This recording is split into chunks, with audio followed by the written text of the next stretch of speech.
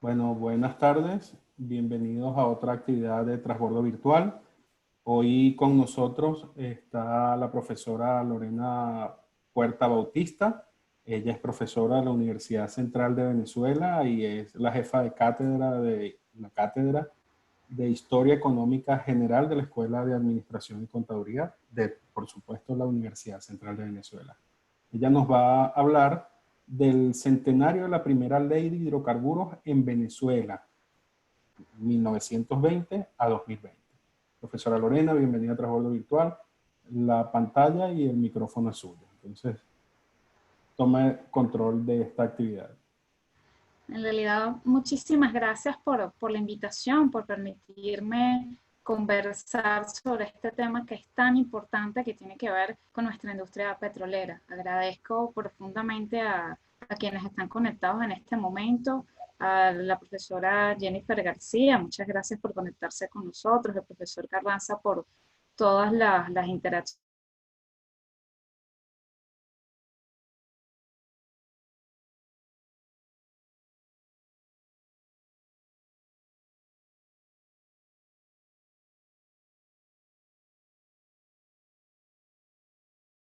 La primera ley de hidrocarburos como el primer proceso de institucionalización del negocio petrolero en Venezuela. ¿Qué vamos a abordar en el día de hoy? Vamos a ver primero la caracterización de la economía venezolana, Venezuela y su potencial petrolero, y finalmente la institucionalización del negocio petrolero. Es importante considerar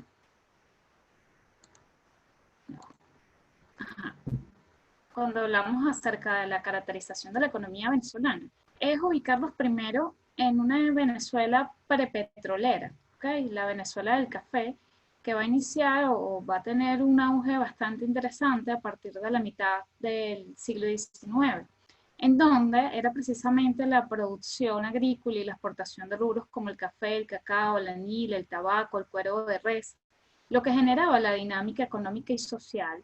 Esto es una dinámica económica que se va a heredar justamente desde la época colonial y esta tendencia se va a mantener hasta inicios del siglo XX. Vamos a tener que, de acuerdo a datos aportados por Asdrúbal Batista en bases cuantitativas de la economía venezolana, van a haber unos periodos, si se fijan aquí en el año de 1880, de notable incremento con respecto al rubro del café en comparación al cacao, que va perdiendo cada vez más, aunque tiene picos, pero el cacao, que era antes del café el principal rubro de exportación, va perdiendo importancia para darle entonces paso a esta economía cafetalera. ¿Okay? En esta economía del café, entonces nos ubicamos en que existe un paisaje que es profundamente agrícola. ¿Okay?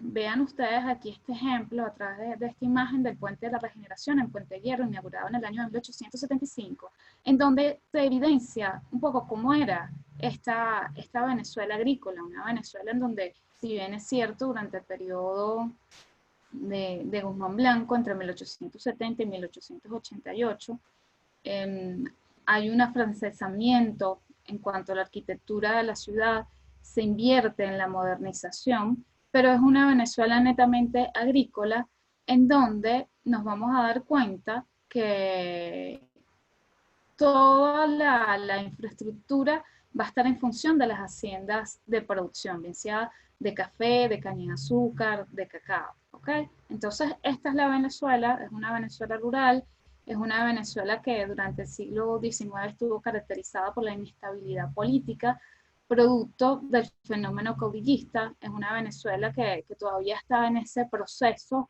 de consolidación de la nación y de la república.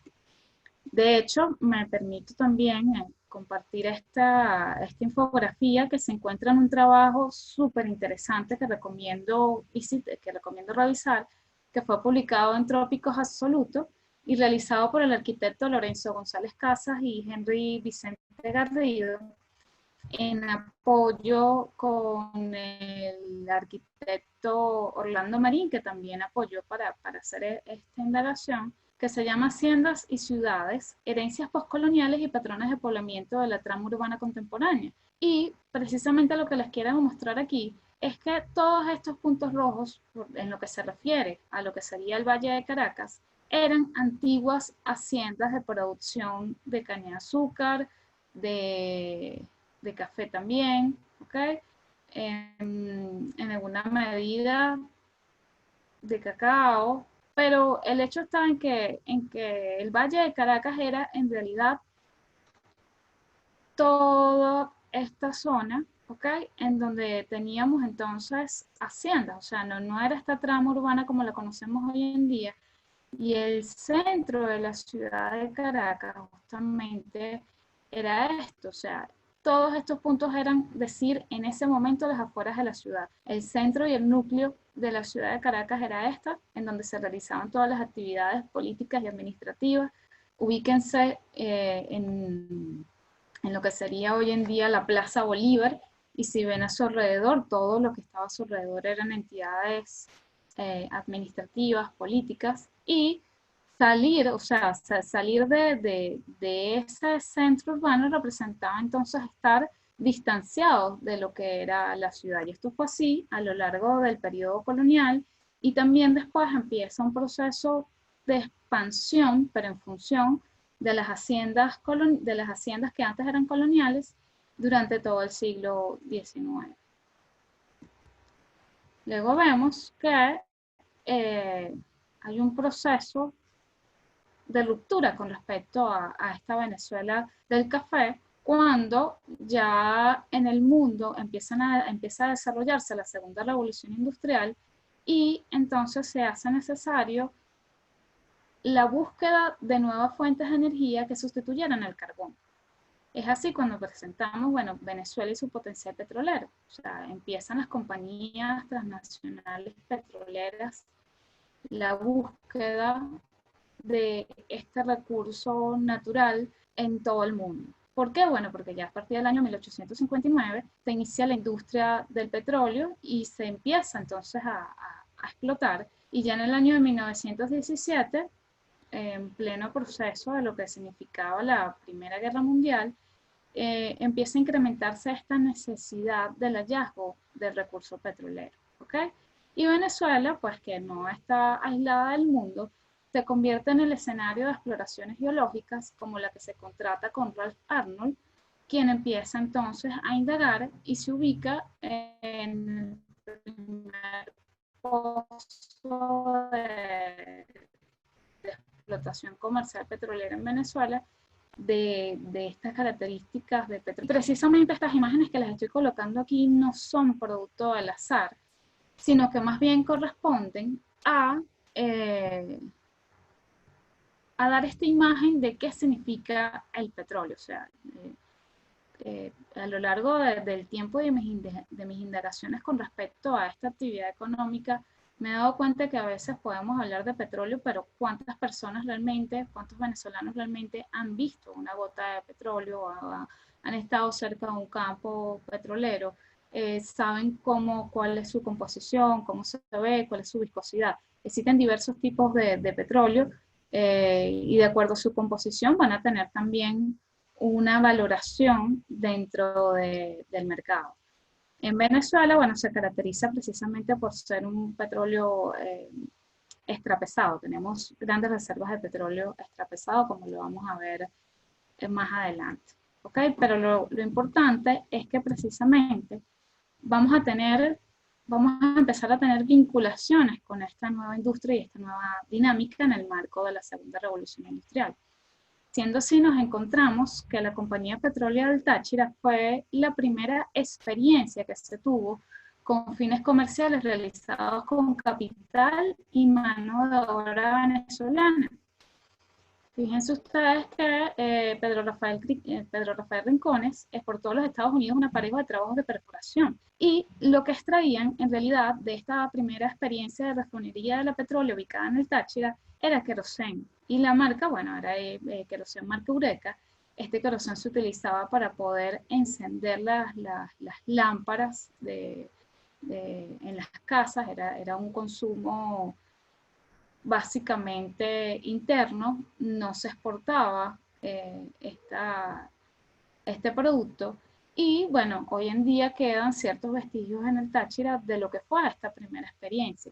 Pero todavía, a pesar de ser un primer acercamiento, no hay realmente, ni es en este territorio en donde se van a encontrar los grandes pozos petroleros en Venezuela. Siendo así, después de realizarse las exploraciones geológicas con fines comerciales, ¿okay?, se van a ubicar en Venezuela 4 principales cuencas petrolíferas. Ellas son la cuenca Maracaibo-Falcón, la cuenca Barinas-Apure, la cuenca de Margarita y la cuenca oriental, ¿ok? O sea, serían entonces este territorio, que es el que ya se sabe que efectivamente fue uno de los primeros explotados, ¿ok? Tenemos entonces también la cuenca Barinas-Apure, que es esta que está aquí, la cuenca de Margarita, ¿ok? Y la cuenca oriental. A los alrededores de cada una de estas cuencas se van a ubicar los principales centros poblados. Va a haber una distribución poblacional nueva que va a estar vinculada precisamente por las actividades y la dinámica de esta industria petrolera. Vemos entonces que realmente, ya disculpen, después de procesos de exploración geológica con fines comerciales, se empiezan a ubicar cerca de la zona del lago de Maracaibo las compañías petroleras que obtienen concesiones para la realización de trabajos de exploración, explotación, refinación del producto petrolero. Y lo que nos va a colocar dentro del panorama petrolero mundial va a ser justamente la experiencia del pozo petrolero El Barroso número 2, ubicado en Cabimas.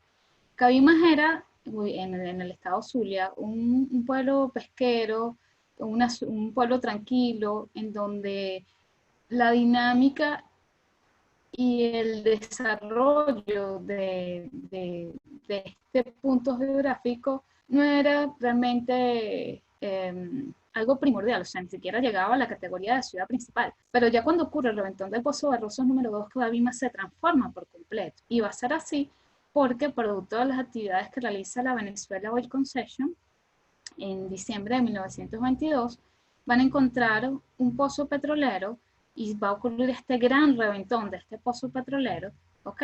En donde durante un periodo de 10 días va a brotar petróleo del subsuelo.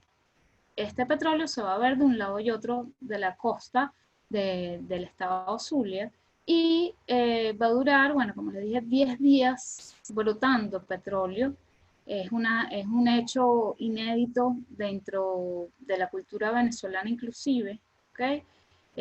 Los poblados que están alrededor, pues las casas empiezan a llegarle este derrame petrolero. El olor del petróleo es vinculado a un olor del azufre, es una nueva actividad económica que se produce del subsuelo, no de la tierra propiamente dicha, entonces ya por ahí empieza a haber una ruptura entre lo que era esta Venezuela agrícola y lo que empieza a ser estructuralmente esta Venezuela petrolera. Fue muy importante para Venezuela este hallazgo de Barroso número 2 porque hace que las miradas de los dueños de las compañías petroleras internacionales se posen sobre Venezuela ya de una forma mucho más segura de que efectivamente aquí está este recurso petrolero. Y entonces es el momento en donde las compañías americanas empiezan a solicitar una mayor cantidad de concesiones petroleras. ¿Okay? Vemos aquí como tiempo después, aproximadamente unos 50 años después, el trabajador Alcides Colina señala una pequeña válvula que ha quedado marcado el sitio en donde ocurrió este gran reventón del Pozo Barroso número 2. ¿Okay? Bueno, el llamado la cabría del R4 en el campo La Rosa. Fue muy significativo este reventón. ¿Qué va a suceder después de esto en términos económicos? Bueno, que la producción petrolera, hablando precisamente, veamos desde el periodo 1917, porque también ocurre la experiencia, antes del Barroso ocurrió la experiencia del Sumaque, ¿ok? que también posiciona bastante bien a Venezuela, pero en realidad el periodo de gran ruptura y de auge y de inversión es precisamente el del Barroso número 2, y vemos como desde el periodo de 1917 hasta 1945 tenemos grandes picos con respecto a, aquí hubo un bajón, pero después otra vez, con respecto a la producción de barriles de petróleo anuales. Esta producción de barriles de petróleo anuales significaba entonces que Venezuela empezaba a adquirir una serie de ingresos económicos superiores a los que se obtenían producto de la producción agrícola, y ya definitivamente para el año de 1930 se va a abandonar, si se quiere, entre comillas un poco, todo lo que tiene que ver con la actividad agrícola cafetalera para darle paso de manera definitiva a esta nueva actividad económica. Entonces, esta producción de petróleo ascendente va a generar, insisto, unos recursos económicos que van a posibilitar al Estado hacer gasto, inversión social, construir cosas tan impensables en la Venezuela cafetalera, o que quizás iba a ser un poco más lento, cosas como por ejemplo la carretera trasandina, que va a unir justamente todo el territorio de los Andes con la capital de la ciudad.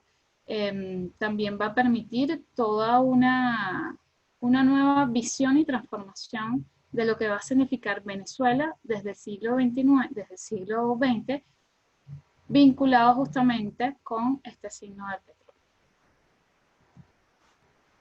Todo esto está ocurriendo bajo la ejida de la dictadura del general Juan Vicente Gómez.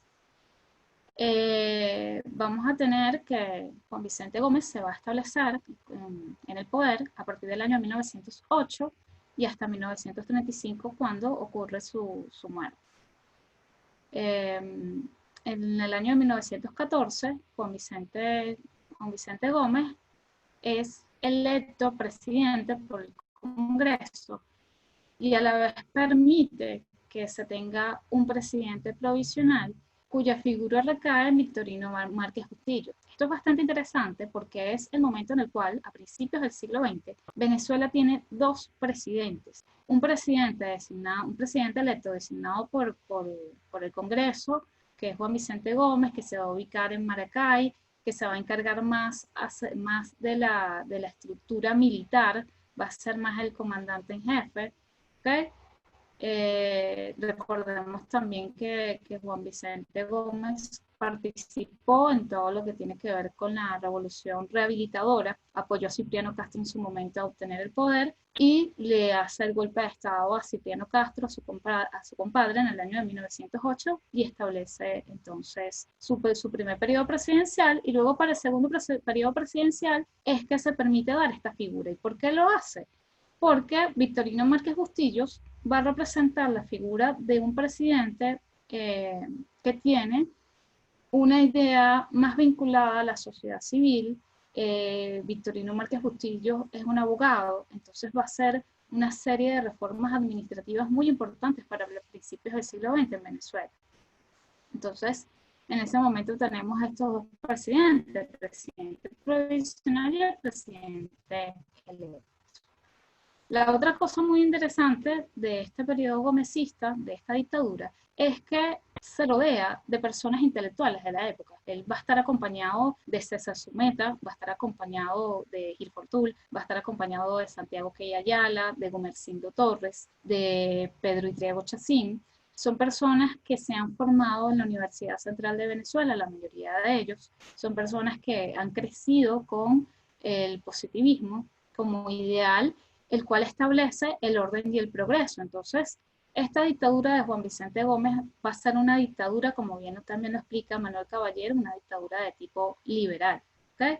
Ciertamente hay restricciones muy fuertes políticas, se crea la rotunda, hay represión, hay altos niveles de analfabetismo, pero a su vez también va a permitir que a su alrededor se ubiquen personas que van a hacer cambios importantes para esta Venezuela del siglo XX.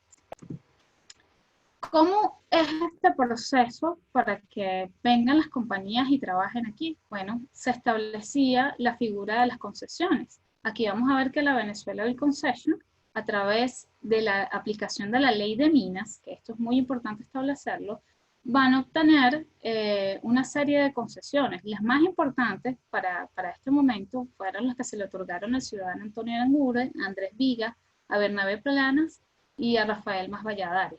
Fíjense ustedes que se les dan grandes extensiones de terrenos a estos ciudadanos venezolanos, quienes después se volteaban y vendían las concesiones que obtenían a las compañías transnacionales, ¿ok?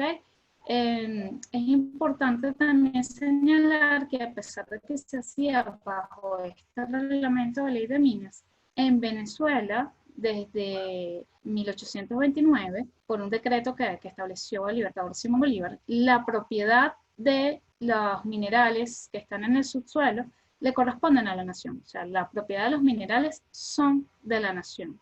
Y así también se estableció durante la ley de minas y se mantuvo esta idea de la propiedad de los minerales para la nación. Se mantuvo cuando se promulgaron entonces la primera ley de hidrocarburos. ¿Okay?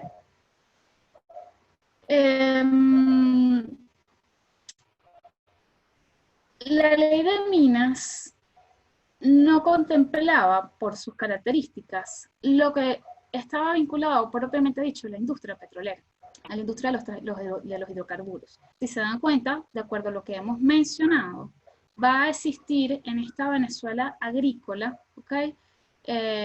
La necesidad de conocer cómo es el negocio petrolero, cómo las personas pueden vincularse con esta industria, cómo lo reglamentamos, cómo tenemos mayores beneficios. Había más interrogantes y dudas que respuestas. Y sin embargo, también hubo personas muy importantes como Pedro Manuel Calla, que se ocuparon del estudio y de intercambiar ideas con el doctor Gumersindo Torres en función de, bueno, qué hacer con crear una mayor conciencia petrolera. Cuando el doctor Gumersindo Torres, inmerso en esta dictadura gomecista, asume, él además era médico, asume el Ministerio del Fomento, se va a dar a la tarea del estudio de todo lo que tiene que ver con las leyes de hidrocarburos que ya existían en otros países, como México, Estados Unidos, las que existían en Inglaterra. Y es allí entonces cuando se va a implementar la aplicación de nuestra primera ley de hidrocarburos. ¿Ok? Esta primera ley de hidrocarburos y demás minerales combustibles, promulgada en el año de 1920, va a ser el primer hito para la toma de conciencia de que Venezuela es una nación petrolera, de que este nuevo recurso que nos está generando ingresos no es una actividad que puede ser pasajera. Esta ley de hidrocarburos, lo más importante que va a hacer es que sustituye a la ley de minas. Exige que las compañías petroleras realicen informes y se lo entreguen al Ministerio de Fomento para poder tener mayor entendimiento de la industria petrolera. Exige que se realicen unos mapas geológicos y que efectivamente sean proporcionados como insumos para la nación. ¿Okay? Establece reservas entre las parcelas otorgadas en concesión. Es decir, se le otorgaba una concesión a una persona, a un venezolano, insisto, después lo vendía a una compañía transnacional, y se debían empezar entonces los trabajos de exploración, explotación, ¿ok? Cuando se establece esta concesión, vamos a pensar en un tablero de ajedrez en donde, bajo esta ley, se asume el hecho de que deberían de quedar parcelas para la nación dentro del mismo terreno otorgado en concesión. Esto es realmente muy novedoso porque empieza a normar todo lo que tiene que ver con la industria petrolera. Y tan novedoso fue que esta ley no duró ni siquiera un año en vigencia y el doctor Gumersindo Torres debe salir del Ministerio del Fomento. Las compañías que estaban operando aquí no se sintieron cómodas con esta nueva legislación decían que que estaba en riesgo su inversión, y la dictadura de Juan Vicente Gómez entonces decide que se puedan entonces otorgar que se pueda hacer otra reforma de la ley de hidrocarburos. Pero lo más importante de todo es que, producto de estas acciones, se separa la ley de minas de la ley de hidrocarburos y demás minerales combustibles. Esto ocurrió en 1920 y hoy en día, en 2020, bueno, ya han pasado 100 años de esta primera promulgación de nuestra primera ley de hidrocarburos. Para Gumersindo Torres nos comenta a través de sus memorias que el petróleo siguió su marcha. ¿Okay? Perdimos, por supuesto, en ese momento la posibilidad de obtener mayores beneficios producto de esta actividad económica, pero sin embargo obtuvimos una ganancia o empezamos a obtener ganancias en cuanto al conocimiento. ¿Por qué? Porque en Venezuela para este momento no existía la figura del ingeniero petrolero, no existían los instrumentos necesarios para poder realizar grandes empresas de exploraciones geológicas. Era algo muy novedoso y todos los insumos en cuanto a conocimiento que podían otorgar las compañías transnacionales fueron entonces tomados en consideración como parte del conocimiento de nuestra industria. De allí que es sumamente importante tomar en consideración la significación histórica tanto de la labor del doctor Gumersindo Torres como de la promulgación de esta primera ley de hidrocarburos. Continuando con los avances en materia legislativa, vemos que durante el periodo de 1920 y 1935 van a ocurrir otras legislaciones petroleras. ¿Okay? La de 1920 es derogada por la de 1921, luego continúa la del 22, la del 25, la del 28 y la del 35. Todas y cada una de ellas van a hacer ligeras modificaciones. En ningún momento se está aspirando a la nacionalización de la industria petrolera. Cosa contraria ocurría en México, en donde ya para el año de 1938 se había nacionalizado la industria. En Venezuela más bien se crea, cuando fallece el general Juan Vicente Gómez, un momento de inestabilidad para las compañías transnacionales porque veían que quienes iban a seguir en el poder, que recae para ese momento en López Contreras, quizás no tenían la misma capacidad de manejo y control de los asuntos del Estado. Entonces ocurre la huelga petrolera y después de esta huelga petrolera, que afectó por supuesto los intereses de las compañías transnacionales, se promulga una nueva ley que va a solicitar que las compañías transnacionales contraten una mayor cantidad de personal venezolano, de obreros venezolanos para que se dediquen a esta actividad petrolera. Y también va a exigir que se les otorguen ciertas condiciones a estos obreros venezolanos. ¿Okay? Luego después, en julio de 1938, se sanciona otra ley de hidrocarburos, la cual prevé la creación de empresas e institutos autónomos del Estado para participar en el negocio petrolero.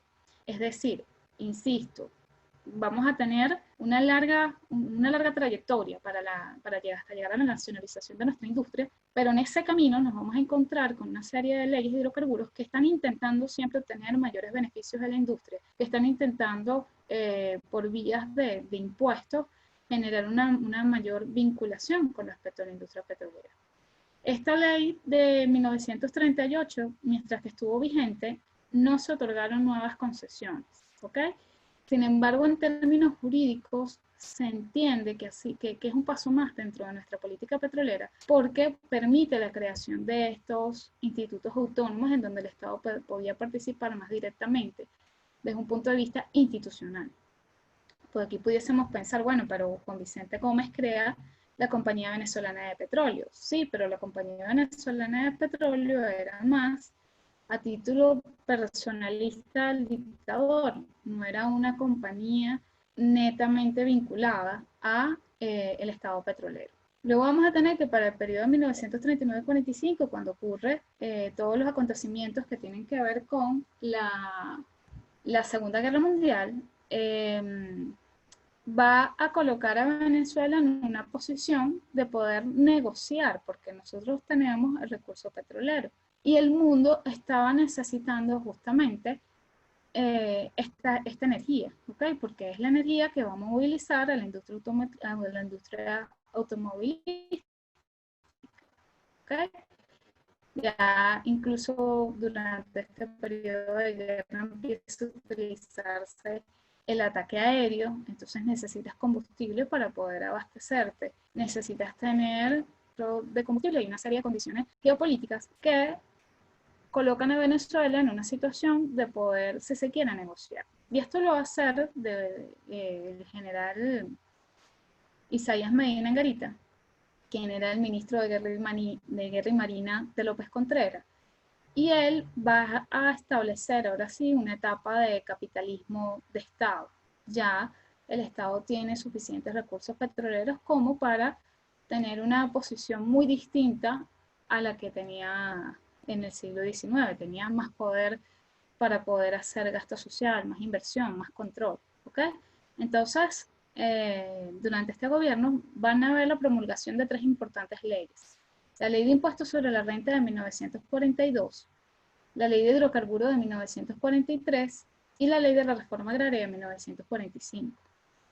En cuanto a la Ley de Hidrocarburos de 1943, se considera que ha sido una de las mejores leyes que se han elaborado en materia jurídica petrolera en Venezuela. Y para el momento fue bastante significativa porque unificó todo lo que tenía que ver con la legislación petrolera.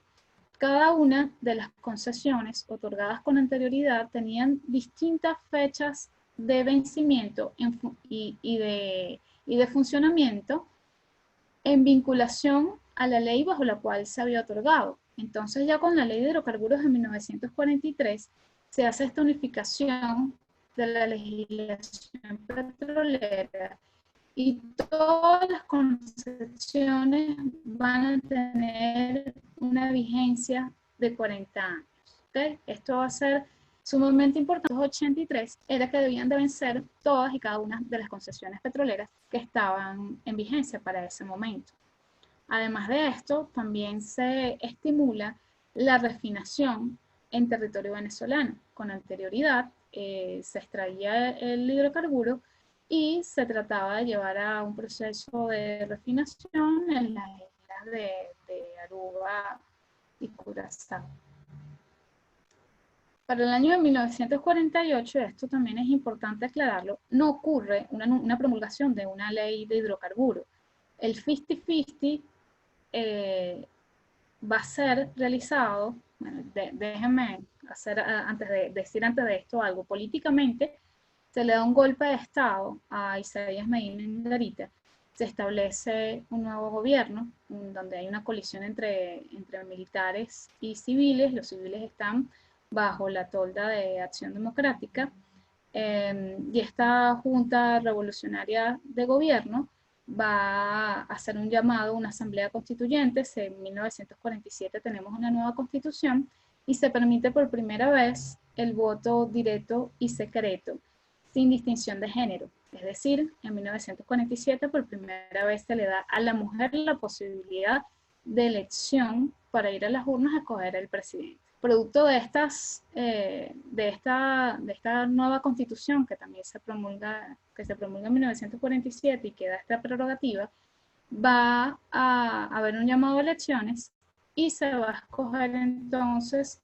a Rómulo Gallegos como representante pues, de la sociedad civil, una persona vinculada también a las letras en Venezuela. Para el año 1948, de hecho unos pocos días antes de que se le diera el golpe de Estado a Rómulo Gallegos, se va a promulgar una reforma parcial de la ley de impuestos sobre la renta que afectaba principalmente al negocio de los hidrocarburos. Entonces, ahí es de que se hable del 50-50, o sea, se suponía que los beneficios producto de la renta debían ser en cantidad equitativa, tanto para el Estado como para las compañías petroleras.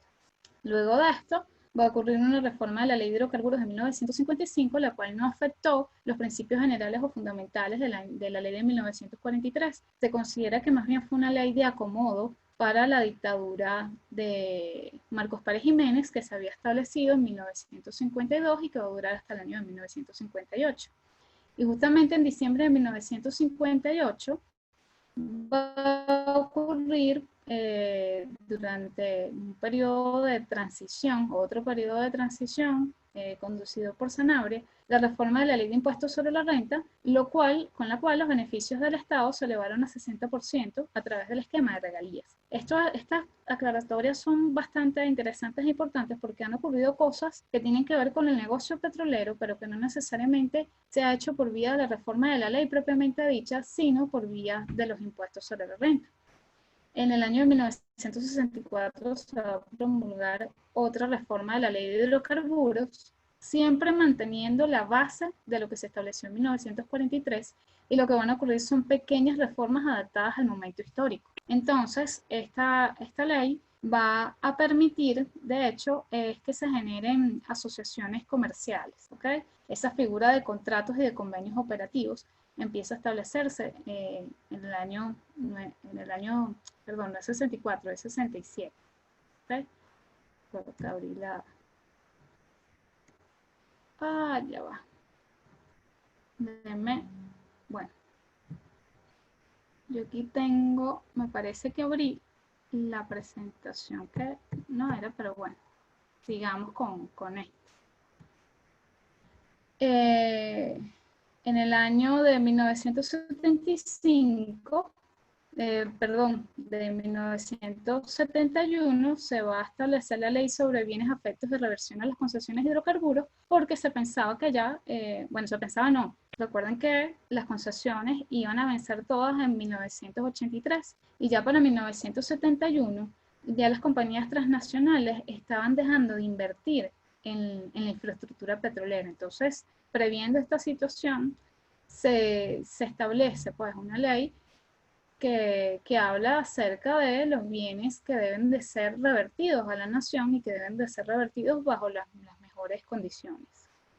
Luego, ya ahora sí, en el año de 1975, el 29 de agosto, se promulga la ley orgánica que reserva al Estado la industria y el comercio de hidrocarburos, es decir, nuestra ley de nacionalización. En su momento hubo un intenso debate, se temía que con esta ley no hubiese sido posible seguir con los niveles de producción de la industria.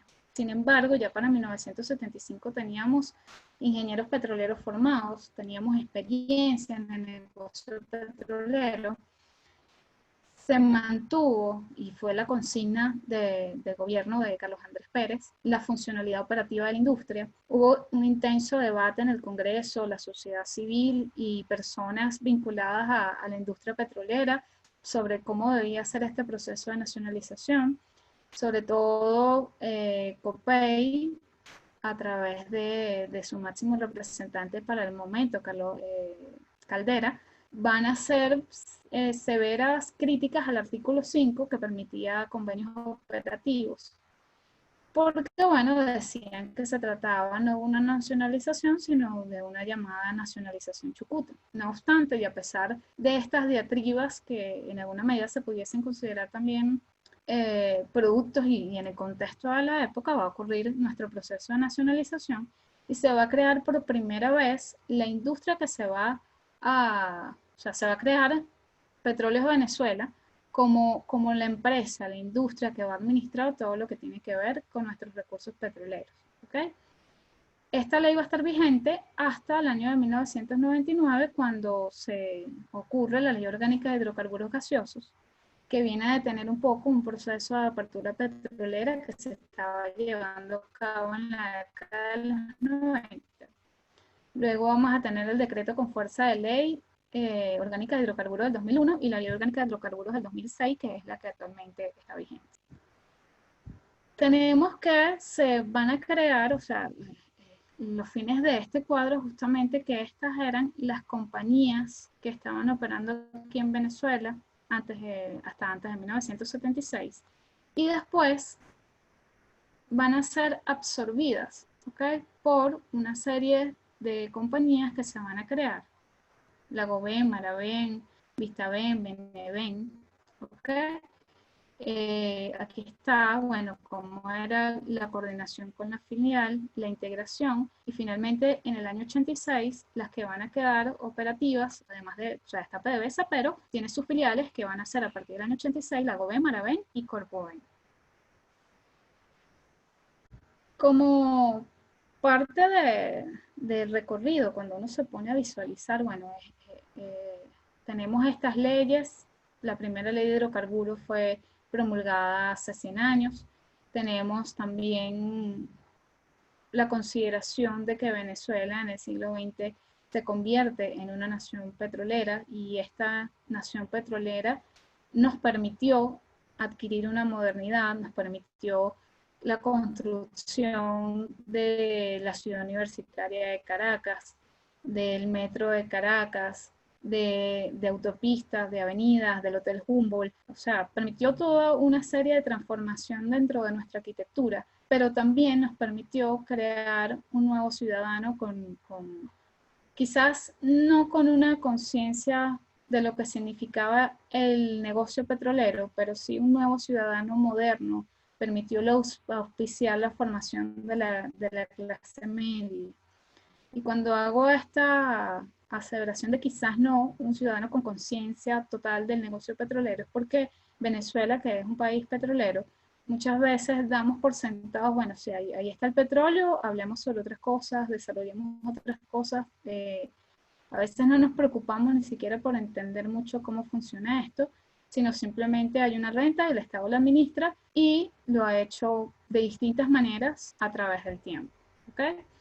Pero viendo en retrospectiva un poco hoy en día, tenemos que Venezuela tiene las mayores reservas probadas de petróleo en el mundo. Después de Venezuela le va a seguir justamente Arabia Saudita, o sea, en cuanto a los que son países miembros de los amarillos, los países miembros de la OPEP y los países miembros de la OCDE, ¿no? En donde están ubicados la cantidad de petróleo que tienen. Nuestras mayores reservas de petróleo son petróleo extrapesado. Tuvimos en una época una importante iniciativa de INTEBET con respecto a la orimulsión, cómo extraer este recurso petrolero, todo lo que tiene que ver con la faja petrolífera del Orinoco también, el establecimiento de alianzas y asociaciones cooperativas durante la época de los 90 con el tema de la apertura petrolera. Logramos también la compra de refinerías en el extranjero. Está el caso de Citgo, por nombrar una. También con Alemania se estableció un convenio producto de la necesidad de internacionalización de la empresa petrolera. ¿Okay? Siendo así, como para poder seguir en la producción petrolera desde el punto de vista de la naturaleza. La naturaleza nos ofrece todavía reservas probadas de petróleo. No obstante, la economía o esta economía petrolera va a estar muy vinculada a los acontecimientos internacionales, va a estar muy vinculada a el establecimiento del precio del barril de petróleo, el cual se establece mediante un juego entre la oferta y la demanda, además de otros factores que están por allí presentes. Y esta gráfica, lo que les quiero ilustrar justamente es cómo ha variado la cotización del precio del barril de petróleo. Y justamente en abril de este año, de 2020, inmersos en este contexto de pandemia, por primera vez a lo largo de este periodo, nos vamos a encontrar que el precio bajó por niveles inferiores a cero. ¿Okay? Claro, este es el precio del barril WTI, pero que de igual forma la cesta OPEP se ve afectada. La cesta OPEP es por la cual nosotros tenemos nuestra cotización petrolera. Tiene precios referenciales, pues, de cómo ha sido o cómo está siendo esta evolución del mercado petrolero. Esto fue en abril, ya estamos al mes de julio, ya hubo una franca recuperación con respecto a esta cotización del precio del barril, pero nos habla acerca de que nuestros ingresos petroleros van a depender de las fluctuaciones del comercio internacional. No es un precio que siempre va a estar en beneficio de la economía venezolana, si lo queremos ver así, sino que más bien va a depender de multiplicidad de factores. ¿ok? Entonces somos un país rentista petrolero que depende de los vaivenes del escenario internacional para la obtención de los recursos.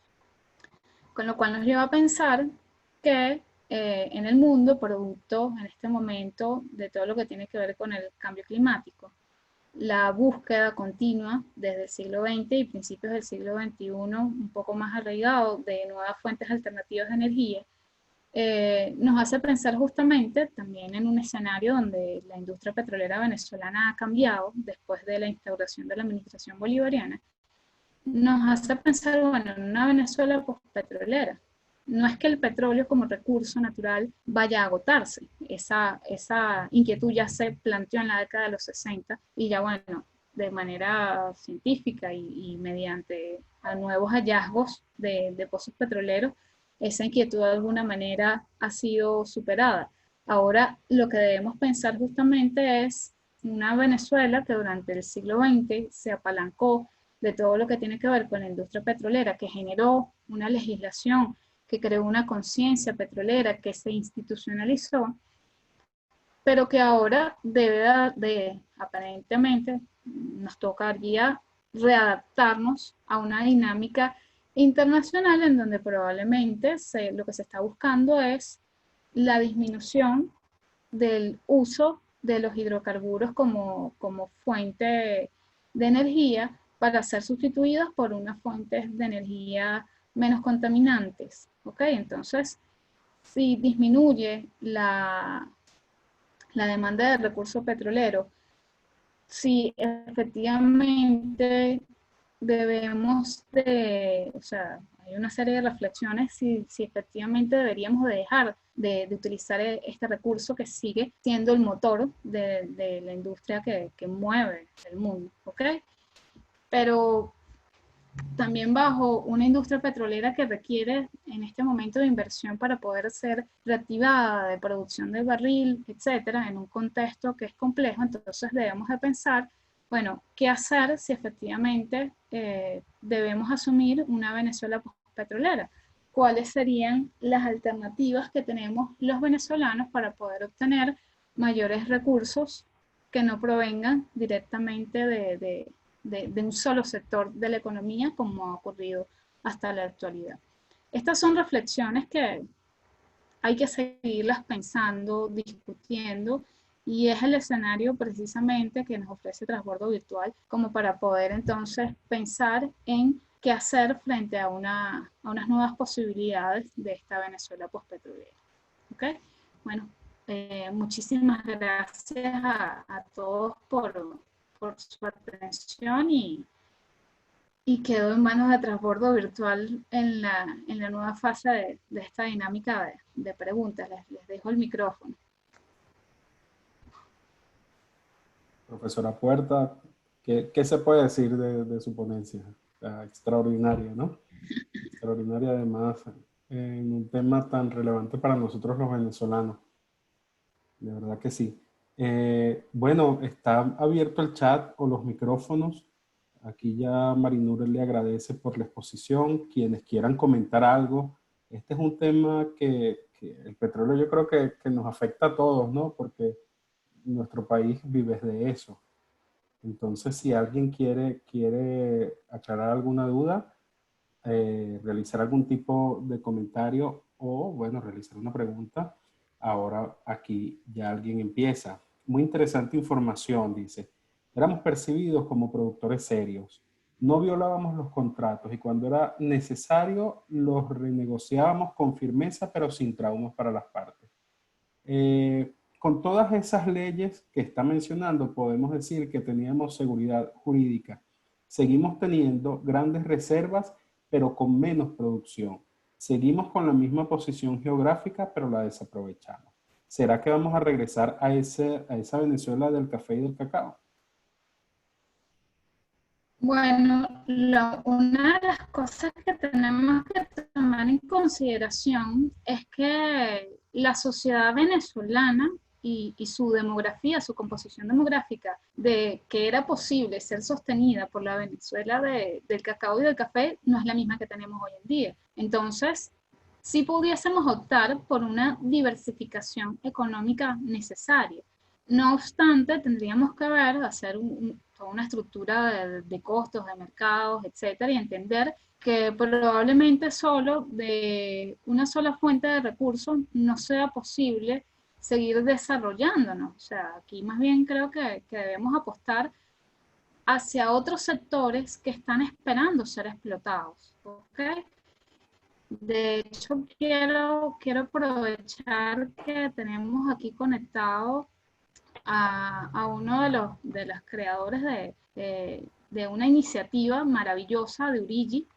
Saludos, gracias por estar por aquí ya con nosotros. Y justamente desde Urigi se ha visto pues cómo la tecnología, la innovación, el nuevo pensamiento, es lo que el mundo está más o menos encaminándose. Ahora la cuestión es Venezuela, ¿en qué momento se va a poder insertar en una nueva dinámica? Venezuela, ¿en qué momento va a poder realizar y potenciabilizar todas las capacidades que tiene? ¿Ok? Pero esto también pasa por un proceso de formación. Si no tienes mano de obra capacitada, no vas a poder desarrollar otro tipo de industrias. Entonces eso también allí tiene que haber no solo la aplicabilidad de tecnología, por decir algo, por aplicarla, sino también entendiendo la tecnología como un instrumento, como una herramienta que pudiese potencializar ciertas cosas en Venezuela, ofrecer servicios, por ejemplo, vinculados a este sector, pero también requieres entonces de mayor talento, o sea, de preparación de este talento que tienes para poder diversificar la economía. Quizás se nos tocará volver otra vez al café del cacao, ¿por qué no? Si tenemos ese potencial, pero no solo de un solo sector, pudiésemos seguir enfocándonos, sino más bien la diversificación, creo que es realmente lo que nos permitiría seguir en el desarrollo económico. Bien, por aquí el profesor Carranza la felicita por una exposición brillante. La profesora Isabel Carmona Gracias. dice, excelente, recibí una clase de historia de Venezuela. Dios la bendiga, profesora. Eh, Amén. por cierto, les decía que podemos participar 2 minutos, pero tengo, por algunos problemas técnicos que tuvimos al principio, el audio para ustedes bloqueado. Así que quien quiera participar, lo manifiesta por el chat y yo le desbloqueo el micrófono. Seguimos con las preguntas por aquí. Jean-Claude Tox, to everyone. Bravo Lorena, importante conferencia. El profesor, Gracias. el profesor Pedro Carranza dice, aún tenemos las mayores reservas mundiales.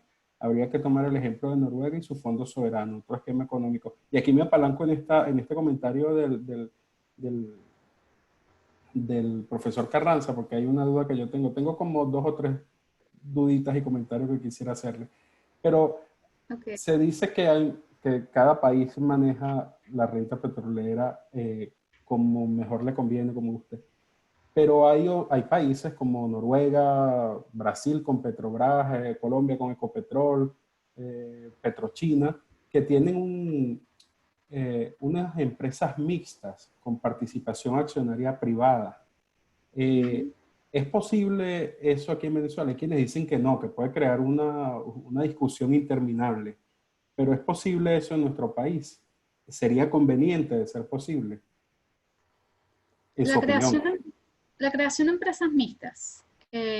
Bueno, de hecho en la década de los 90, como lo mencioné, tuvimos un acercamiento hacia todo lo que tiene que ver con la apertura petrolera, ¿ok? La posibilidad de crear convenios operativos, asociaciones comerciales, para poder generar otro tipo de resultados con respecto al funcionamiento de la industria. El caso de Venezuela, visto actualmente, es posible, pero primero necesitamos una reestructuración del pacto social, del contrato social, de otro esquema de visión del negocio para que pueda ser posible. Sin embargo, también tenemos que tomar en cuenta que actualmente en la faja petrolífera del Orinoco este tipo de esquemas junto con, o sea, asociaciones con China, asociaciones con Rusia, asociaciones con otras naciones, se está realizando allí convenios con estas transnacionales. O sea, no sé si la pregunta va más dirigida que en vez de tener un petróleo de Venezuela, tengamos una industria que sea binacional y que sea la que opere, o si es que Venezuela va a ser, o sea, no sé si ese era el enfoque de la No, inquietud. sí, simplemente si sería posible, o sea, en su opinión, y qué consecuencias traería, positivas o negativas, una empresa petrolera mixta con cierta participación del capital privado. Bueno, dentro de un esquema de globalización y de aperturas y de otras cosas que se puede hacer desde el punto de vista económico, por supuesto que es posible. ¿Okay?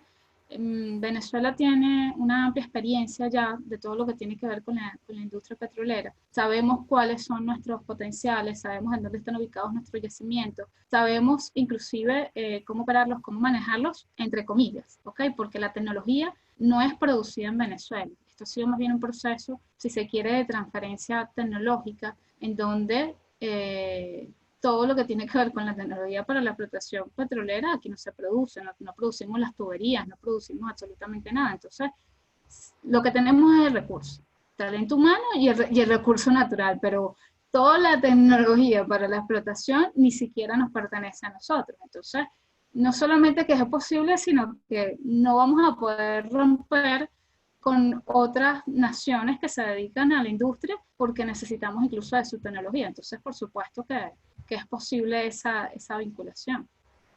Y lo es hoy en día todavía. Hay otra preguntita que yo le tengo, que es, yo siempre he sido un admirador de Rómulo Betancourt, ¿no? Y especialmente después de medio ojear, porque todavía no le he terminado su Venezuela política y petróleo. Uh -huh. Entonces, bueno, la primera de esas preguntas es que una de las conclusiones a las que llega Betancourt cuando aborda el petróleo y toda su historia es que además es impresionante porque hay que recordar que lo hizo en una época sin internet, en el exilio y todo esto. Claro. Sí, eso habla mucho de su inteligencia. Fue que los capitales foráneos que participaron en los negocios petroleros de aquella época servían, por decirlo de alguna manera, de soporte a regímenes dictatoriales que hasta ese momento habían estado en el país. Entonces, la primera pregunta va orientada hacia, ¿está de acuerdo usted con esa afirmación? Es decir, nuestra historia de regímenes dictatoriales, especialmente militares, se fortalece por tener petróleo. Y la segunda que quería era valorar un poquito esa obra, pues desde su punto de vista, qué opinión le merece lo allí contenido. Bueno, primero que nada tenemos que tomar en consideración que Rómulo Betancourt, desde quizás el momento del hito político más importante que va a tener justamente va a ser lo que ocurre con la generación del 28. ¿Okay? Él se forma bajo la dictadura, políticamente hablando, bajo la dictadura de Juan Vicente Gómez. Juan Vicente Gómez, como lo dije, fue una dictadura de corte liberal. Sin embargo, desde el punto de vista político había mucha represión. Estaba el tema de la rotunda, también está Raúl León y Gonzalo Barrios y otras personalidades que después, a lo largo del siglo XX venezolano, van a ser los creadores de los principales partidos venezolanos, Acción Democrática, COPEI, etcétera, ¿no? Después sus respectivas decisiones partidistas.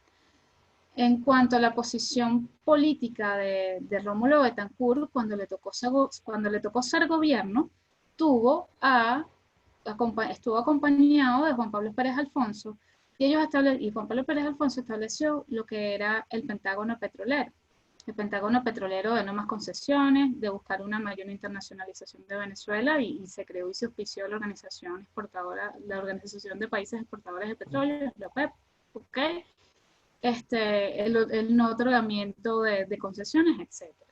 De manera que Rómulo Betancourt como persona y como político tuvo la posibilidad de ser oposición y de ser gobierno y de tomar decisiones en función del negocio petrolero. No obstante, cuando le tocó ser un poco oposición, lo fue en momentos críticos de posiciones políticas llevadas por dictaduras. Estas dictaduras pudieron haber vivido del café, del cacao, de lo que fuese, sin necesariamente estar vinculado al negocio petrolero. De manera que estas lecturas que hacemos de la industria petrolera a veces es que, bueno, que esto por el petróleo es que tenemos ciertas conductas de actores políticos, yo creo que a veces se pierde en realidad lo que tiene que ver con respecto al negocio.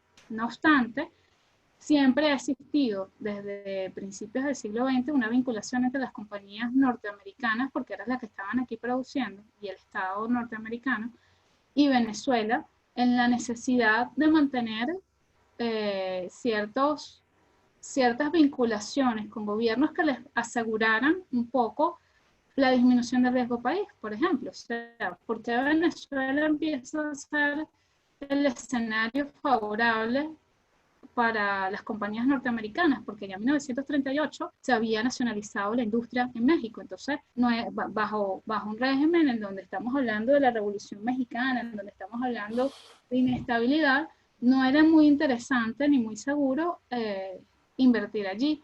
Pero si por el contrario tienes un régimen o un sistema político que te permita, que te garantice cierta estabilidad, inversión y demás, pues políticamente se convierte entonces en, en un instrumento de posible negociación. De Rómulo Betancourt, por supuesto, y de él y de toda esa generación de personas que estudiaron y conocieron la industria sin necesidad de utilizar el Internet, que no tenían las facilidades que nosotros tenemos hoy en día, son personas que influenciaron en nuestra política venezolana, fueron personas que apostaron hacia una visión distinta de país, pero también pudiésemos decir que en alguna medida tuvieron sus fallas, tuvieron sus errores. O sea, el petróleo, cuando se habla también, hay una hipótesis que habla acerca de la maldición de los recursos naturales, o sea, porque si tenemos, al igual que Noruega, aquí, para que escribían sobre Noruega y los fondos, etcétera, por qué estos países se alcanzan al desarrollo con la industria petrolera y nosotros no. Es un tema más bien de qué hiciste con los recursos, o sea, en qué los invertiste, cómo transformaste estos ingresos petroleros en desarrollo, ¿ok? Entonces, y cómo, si lo hiciste o no, te apalancaste para obtener otros recursos de otra manera. Entonces, también la característica de ser latinoamericanos, de ser considerado un país en vías de desarrollo, pero dependiente, o sea, podías optar por cierto tipo de desarrollo económico cuando tenías precios de barril altos. Pero ¿qué pasaba cuando tenías precios de barril bajos? Aumentaba la escasez, igualito tenías la presión de la sociedad por el consumo, la necesidad de tener recursos económicos, no te preparaste para cuando venían esos momentos de crisis económicas. Entonces, allí hay ciertas consideraciones que debemos de reflexionar más bien es qué pasó con la renta petrolera durante el siglo XX, qué pasó con la renta petrolera a principios del siglo XXI, cuando la primera década de este siglo tuvimos también precios altos de barril. Entonces por allí también va el asunto. Bien, gracias profesora, excelente. Tengo una pregunta por aquí. El profesor Nelson Goodrich ha alzado la mano. Luego de esta pregunta le doy la posibilidad de que intervenga por 2 minutos aproximadamente. La profesora Jennifer García le comenta: gracias por su exposición, felicitaciones, muy densa y brillante. Parece que los inicios de la historia del petróleo ha sido convulsa por toda la inestabilidad política. Una pregunta: ¿en los 40 años de democracia hubo estabilidad en materia de política petrolera o siguió siempre estando en medio de torbellinos políticos y sociales?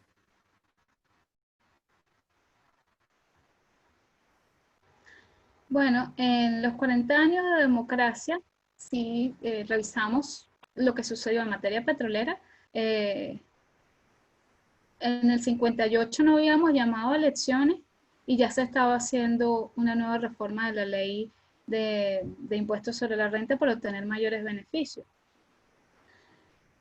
Hubo cierta inquietud constante y quizás hasta señalamiento hacia quienes estaban sentados en el poder al por qué todavía no habíamos nacionalizado la industria, por qué no había, cuando, o sea, ya en 1958, cuando bueno, en el 59 ya en realidad, cuando se establece el primer gobierno democrático y logramos esta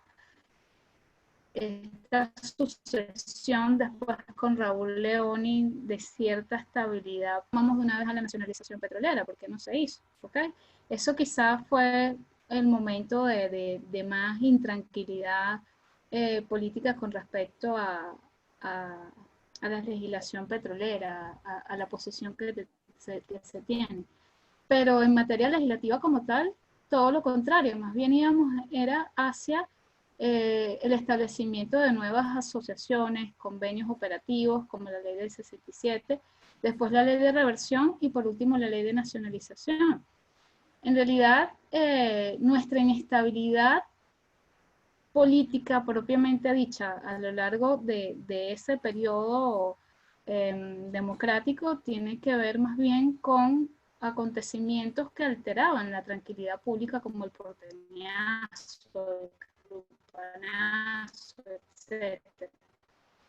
Pero desde el punto de vista del petróleo, más o menos se establecieron ciertos parámetros y se siguió el funcionamiento de la industria en vinculación con las compañías transnacionales. O sea, obteníamos el beneficio y por supuesto todo dependía del momento político, del escenario internacional, si el precio subía o bajaba y cómo era entonces la distribución de ese recurso. Bien, bien, bien, bien. Le voy a habilitar el micrófono al profesor Nelson Goodrich, quien me ha pedido... Perdón, pero antes de habilitar al profesor Goodrich, por Ajá. aquí vi uno que habla acerca, que me parece muy importante, y Said preguntó, ¿se puede reducir la contaminación con petróleo creando la Sí, sí, disculpe, es cierto, es cierto. Sí, no, esta pregunta es bastante interesante. Ya desde 1918 había una legislación para evitar la contaminación de agua por petróleo. En 1920 hubo otra.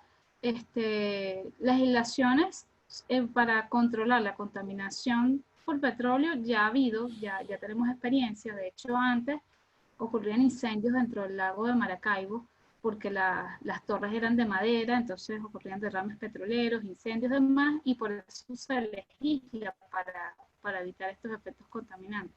No obstante, si hoy en día visualizamos un poco cuál es la condición del lago de Maracaibo, el efecto de la legna, todos los derrames ocurridos por petróleo, lo que les puedo decir es que tenemos un inmenso pasivo con el ambiente con respecto al desarrollo de nuestra industria. Que eso es una de las cosas que nos va, o sea, que están allí presentes y daños colaterales ambientales producto de la industria petrolera. Entonces, es necesario prestarle atención a la manera como hoy en día podemos vincularlos con nuestra industria petrolera, pero también con el ambiente. Hay que trabajar. Bien, bien. Bueno, profesor Goodrich, el micrófono ha sido habilitado para usted. A ver. No me permite... No me permite quitarle el micrófono. Perdón, no me permite quitarle el mute. A ver.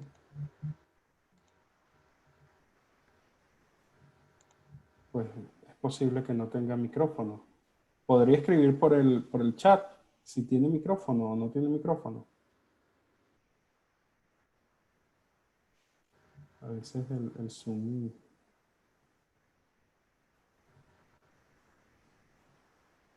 No sé si tiene chat.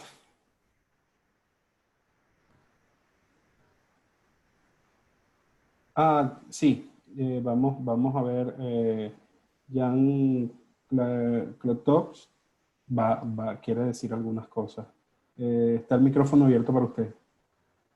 Muchísimas gracias. Hola Lorena, ¿cómo estás? ¿Qué tal?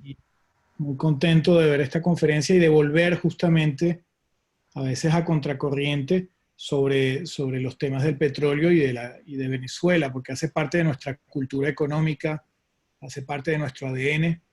Yo no le veo nada malo al petróleo y justamente eso es lo que vamos a poder quizás inclusive verificar en los años venideros, que gracias a ese zócalo, a esa riqueza, podremos construir eventualmente una Silicon Valley desde Venezuela, eventualmente construir las bases de un razonamiento ciertamente distinto, porque lo que percibo con el petróleo es que nos aleja, o sea, contrariamente a la agricultura, en donde la población se siente un poco más implicada sobre la actividad económica, pues el petróleo es algo abstracto para la gran mayoría de los venezolanos.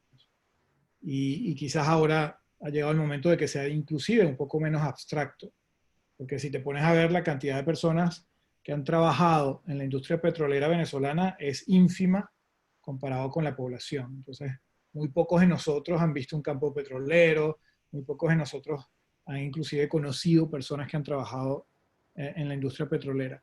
Pero sí, yo tomo la situación actual como una inmensa oportunidad de, como decimos, borrón y cuenta nueva, pues de volver a empezar muchas cosas. El petróleo seguirá siendo algo fundamental, inclusive el plástico, porque toda la capacidad de entender la industria petrolera está Bueno, en ahorita no, porque está hablando otro. Como yo no está, podían hablar conmigo. adelante, profesor. Si puede hablar, yo Tú le dejo la continúe, palabra. que yo creo que ya solucionó el tema del micrófono y bueno, cuando usted termine su exposición y la profesora Puerta le responda, podemos ir con él, no se preocupe.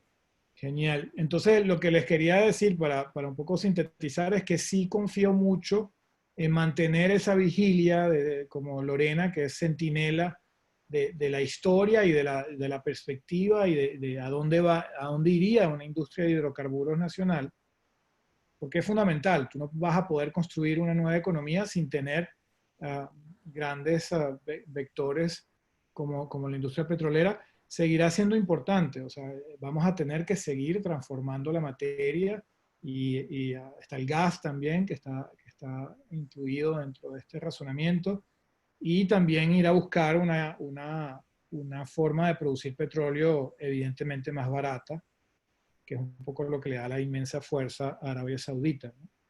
Pero sí, yo sí pienso que Venezuela va a seguir necesitando muchísimo de una industria petrolera eficiente y es una reserva de crecimiento muy interesante. Eso es lo que quería decir y de verdad agradecer, porque es eso, pues volver a hablar hoy en día de petróleo, sobre todo una joven profesional como Lorena Puerta, eso nos motiva a decirnos, wow, no es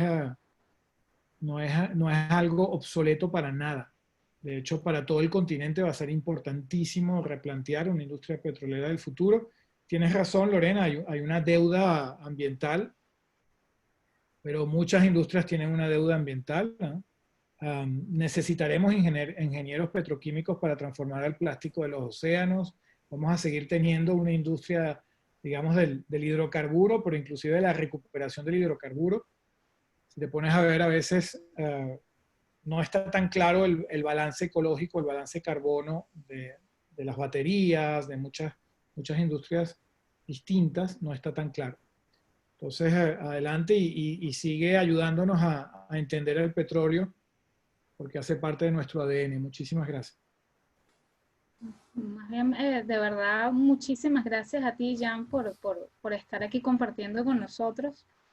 Como les comentaba, bueno, Jan es uno de los máximos representantes de una idea que es muy innovadora. Los invito a que lo revisen, que es Udigi, y apuesta pues al emprendimiento, al apoyo hacia los jóvenes, hacia la posibilidad de cumplir los sueños. De verdad los invito a que revisen su plataforma. Y bueno, efectivamente tendríamos que ver este tema ambiental porque ya el mundo está buscando fuertes alternativas de energía. No es algo que nos va a pasar ya, pero en la medida en que nos vayamos preparando hacia nuevos escenarios, creo que vamos a tener mayor posibilidad de generar una respuesta. No esperar a que el problema nos terminemos de tener aquí. Ojo, así como todavía o durante el siglo XX sobrevivió el uso de la mula con el ferrocarril y el vehículo, el tema de recursos fósiles puede seguir conviviendo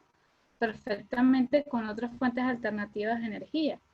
No obstante, tendríamos que valorar y ver, bueno, cómo además del petróleo nos pudiésemos apalancar con otro tipo de recursos económicos que efectivamente tenemos. Esa creo que puede ser todavía una de las inquietudes y de las necesidades que tenemos como sociedad. Gracias, Jan, por tu participación. Bien. Bueno, ahora sí creo que ahora sí vamos con el profesor Goodrich, ¿no? Vamos a, sí. Ahora sí. Está. Bueno, ya estás habilitado para quitar el mute y hablar. Ahora sí me oyen. Ahora sí.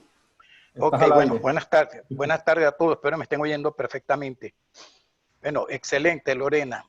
Una vez más, ¿verdad? Casi que fuimos compañeros de cátedra. Mira, varias cosas, ¿no? Indudablemente quiero empezar por la última intervención, la de Jan. Jan, entendí que se llama, ¿verdad? Que tendría que ver con, mira, da para otra discusión posterior, petróleo, geopolítica actual y el futuro de los hidrocarburos fósiles, ¿verdad?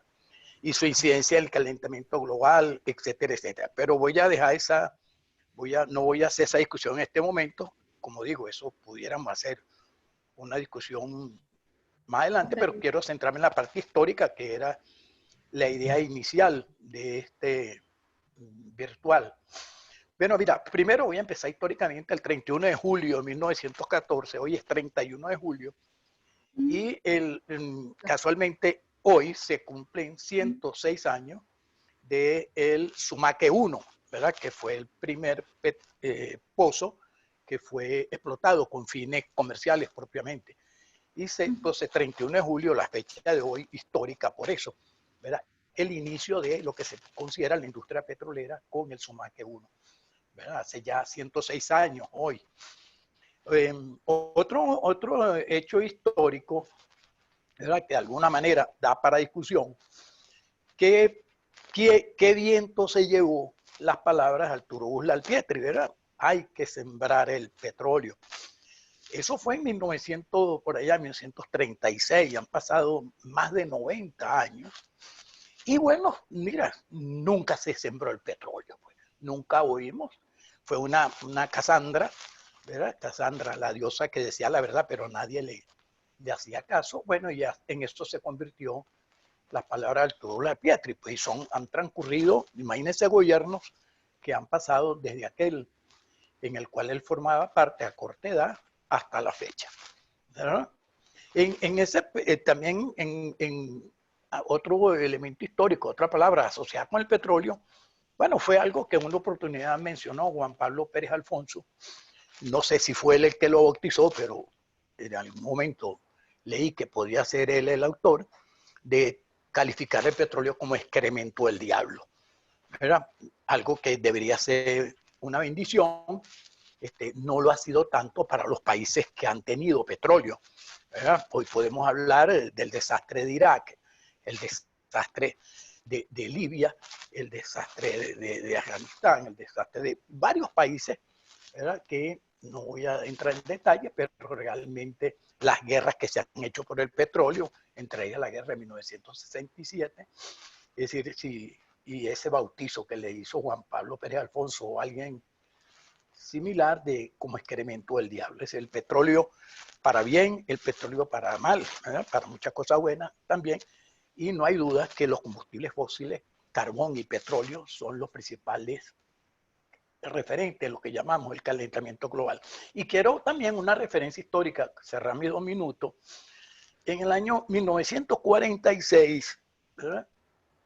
Es un hito histórico para nosotros, porque en 1946 se inician los estudios de administración en contaduría en la Universidad Central, porque a raíz de las reformas que se venían haciendo a la ley de impuestos sobre la renta, que razonablemente establecían el derecho de los venezolanos a participar en las utilidades, ¿verdad? De alguna manera se hacía necesario tener indudablemente profesionales venezolanos que de alguna manera revisaran esas cuentas, porque esas cuentas las sacaban, eran las empresas petroleras, ¿estamos claros? ¿Verdad? Quizás accedían al 50%, accedían al 60%, pero siempre las cuentas las sacaban ellos, ¿verdad? Entonces nuestra SS, los profesionales de administración y contaduría, ¿verdad? Eran necesarios, y de allí que coinciden, ¿no? No es aleatorio que en 1946, una vez que se hacen esas modificaciones a la ley de impuesto a la renta, con el énfasis en la utilidad, apareciera nuestra escuela. Entonces, 31 de julio, Sumaque 1, hoy se cumplen 106 años, hay que sembrar el petróleo. No sé qué huracán se llevó esas palabras y hoy estamos como estamos. Y la escuela como referente, ¿verdad?, relacionado su surgimiento con la industria petrolera. Eso era lo que quería decir. Gracias. Bueno, en realidad muchísimas gracias, profesor Nelson, por estar aquí compartiendo la pasión del petróleo y la pasión por la historia que siempre me ha manifestado. De verdad, gracias por su apoyo. Efectivamente, se considera que la primera experiencia exitosa de Venezuela, gracias por mencionarlo, de hecho sí, Sumaque 1, que fue en el sitio además donde se realizaron los actos simbólicos de la nacionalización petrolera. No obstante, antes de esa, la primera que se tiene como tal de explotación de recursos petroleros con fines comerciales fue la de Huánuco. Lo que pasa es que Huánuco no tuvo tanto éxito ni en el tiempo ni en el espacio como si lo tuvo el Sumaque, y por eso se toma más en consideración el hecho del Sumaque. La otra cosa, bueno, sembrar el petróleo, efectivamente seguimos con esta idea que Uslar Pietri tomó primero de Alberto Adriani sobre el hecho de la importancia de sembrar el petróleo, tomando en consideración que eran personas que nacieron bajo esta ida de la Venezuela agrícola, en donde el petróleo siempre tuvo una connotación un poco vinculado con un recurso que rompía con respecto a la tierra, a obtener un beneficio por algo que trabajaste y no algo que está básicamente allí regalado, que solamente extraes del subsuelo. Sembrar el petróleo ha significado muchas cosas para Venezuela. Quizás hemos sembrado el petróleo, pero todavía nos falta saber exactamente, o sea, valorar y tener una mejor planificación sobre esa siembra del petróleo. Cuando hablamos, bueno, en Venezuela, efectivamente se sembró el petróleo, ¿cómo? Si ahí tienen los campos abandonados, no hay que tomarlo como tan literal, porque él se refería precisamente a incentivar todo lo que era la economía agrícola. No obstante, aquí sembramos el petróleo cuando vemos que Venezuela era considerada en la década de los 50 como la sucursal del cielo. O sea, estábamos en América Latina, pero éramos un país muy distinto a nuestros vecinos para ese momento. Tuvimos las primeras escaleras mecánicas de madera en el pasaje Zinc. Tuvimos la posibilidad de esta traslación de la ciudad hacia el este de Caracas, entonces nuevas construcciones modernas. Tenemos todavía la posibilidad de contar con un metro de Caracas. Todo esto ha sido gracias a los recursos obtenidos por el ingreso petrolero, y todavía lo que falta, lo que se hubiese podido construir. Y voy al tercer punto con respecto a este tema de que el petróleo es visto como el minotauro, como la maldición. O sea, cuando una persona como Juan Pablo Pérez Alfonso te está diciendo que el petróleo, tiene un libro que se llama, debe conocerlo, El petróleo, el jugo de la tierra, y también el excremento del diablo, el petróleo como el excremento del diablo, nos está hablando acerca de, quizás un poco desde la frustración de entender que esta industria petrolera, que fue tan exitosa con otros modelos en otros países, en Venezuela, por connotaciones también políticas, porque él lo hace desde una crítica política, hay que entender también el momento histórico cuando dice esta frase que después nos quedó. Estamos hablando justamente es de quizás decir, bueno, fue responsabilidad del petróleo que se generaran toda una serie de distorsiones en la economía. Realmente no, el problema no es el recurso petrolero, el problema fue cómo se administró ese recurso petrolero. Y ahí es en donde hay que hacer realmente la revisión. Y por supuesto, estos cambios necesitaban de profesionales que llevaran esa contabilidad, esa administración, y nos vincula pues a nuestra escuela de administración y contaduría, a ustedes los contadores, a los administradores, y la Universidad Central de Venezuela como el escenario propicio para generar esa respuesta que necesitaba la sociedad para ese momento. Así que bueno, muchísimas gracias, profesor Nelson, por su participación y la de todos también. Excelente, profe. Por aquí la profesora Jennifer García le da gracias por su respuesta. Ella cree que la democracia es garantía de mejores políticas a pesar de sus imperfecciones. Está de acuerdo con Jean-Claude Teus. Podemos apalancar el desarrollo del país en el petróleo con un cambio de política. No podemos dejarlo a un lado, y finaliza diciéndonos que la Venezuela postpetrolera debe ser entendida como un país que promueve la productividad de todos los sectores.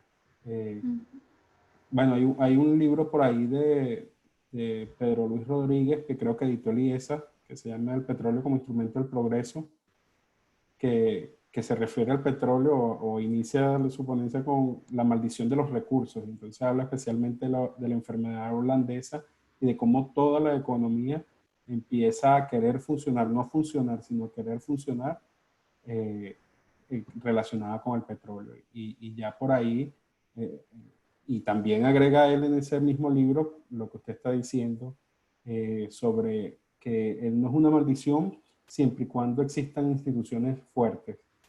Porque si no hay instituciones fuertes en el país, pues ya la cosa cambia. Así es. Bueno, por aquí no hay más preguntas, profesora Lorena. No queda más, de mi parte al menos, que agradecer este tiempo que se tomó para nosotros. Esta charla que por cuestiones del azar fue petit comité, pero creo que la hemos disfrutado muchísimo. Y bueno, y quien no haya podido ingresar, estará colgada en YouTube el día de mañana. Ya la tendremos en YouTube, así que pueden compartirla. Muy agradecido, profesora, muy agradecido a todos los asistentes, a todos quienes participaron con unas extraordinarias intervenciones. Y bueno, dejo a usted para que dé un mensaje final a su audiencia. No, de realidad, muchísimas gracias a todos también por compartir en este espacio con nosotros. Sobre este tema debemos de seguir reflexionando. Es importantísimo entender cuál es la importancia de la historia, no solo para no cometer otra vez los mismos errores, sino para también, en función de la historia, hacer proyecciones en el futuro. Ya conocemos nuestra industria, entonces, ¿cuál sería el siguiente paso para poder obtener otros resultados distintos a los que estamos teniendo hoy en día? Coincido con la profesora Jennifer que esta Venezuela postpetrolera tiene que ser entendida como este país que promueve la productividad en todos los sectores, y antes de esto necesitamos también tener las bases institucionales, sociales, para poder seguirlo promoviendo.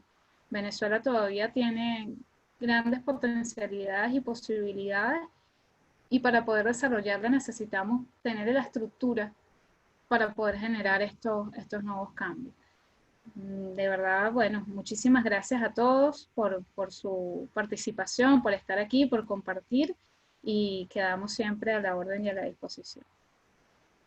Excelente. Gracias a usted y gracias a todos por estar aquí. Nos vemos el próximo lunes a la misma hora. Estén pendientes del Instagram para que vean los temas que vamos a abordar la próxima semana. Excelente. En agosto está la agenda full. Entonces vamos a tener actividades toda la semana. Qué bueno. Sí. Muchísimas gracias. A usted. Bueno, que pasen feliz tarde, y bueno, los que están en el otro lado del charco como yo, bueno, buenas noches.